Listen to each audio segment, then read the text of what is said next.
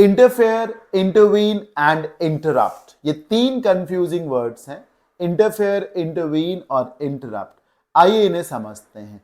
Interfere करने का मतलब है to disturb the process of some action, किसी कोर्स ऑफ एक्शन को डिस्टर्ब करना, किसी काम को बीच में रोक देना, इंटरफेयर करना, एक एक्शन को, एक कोर्स ऑफ एक्शन को रोक देना, टांग अड़ा देना, ये इंटरफेयर करना है। और इंटरवीन किया जाता है to get yourself involved in a situation, course of action नहीं सर, इन अ सिचुएशन में अपने आप को इन्वॉल्व करना in order to improve it or prevent damage or loss. Intervene is a positive word.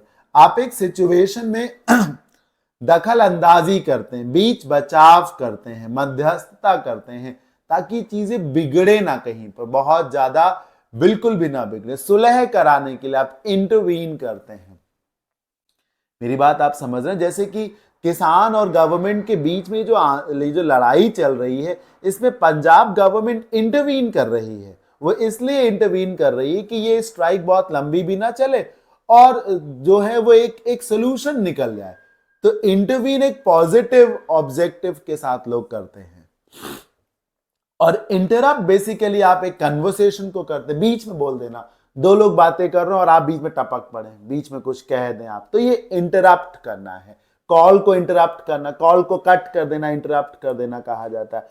कोई speaker मन से कुछ बोल रहा और आप बीच में उसे टोक दें, this is called to interrupt, interrupt करना सर। और कोई किसी काम को कर रहा और आप उसमें घुस जाए, जैसे कि मान लीजिए मैं कोई पेंटिंग बना रहा हूं, हाँ, मैं कुछ लिख रहा हूं और आप इंटरफेयर करने लगे, तो वो इंटरफेयर करना हुआ। और झगड़े के बीच में जाने से उसको रोकने के लिए इंटरवीन किया जाता है। किसी कन्वर्सेशन में टोकने के लिए इंटरप्ट इस्तेमाल किया जाता है।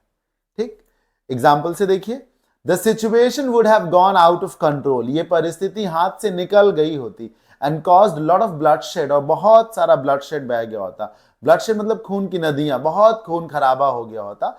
Had the village had not intervened, interfere या interrupted?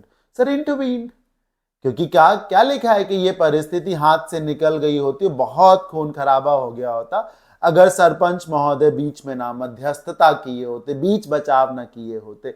तो इंटरवीन किया उन्होंने।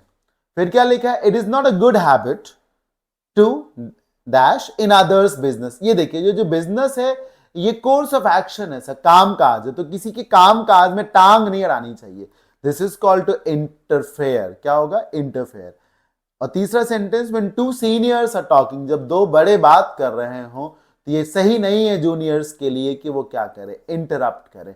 तो किसी कन्वर्सेशन में रोका टोकी करना, इंटरप्ट करना, किसी काम को रोकना, इंटरफेयर करना, और परिस्थिति को बिगड़ने से बचाना, इसलिए मध्यस्थता करना, बीच बचाव करना, this is called to intervene. I hope आपको ये तीनों वर्ड्स जरूर क्लियर हो गए होंगे।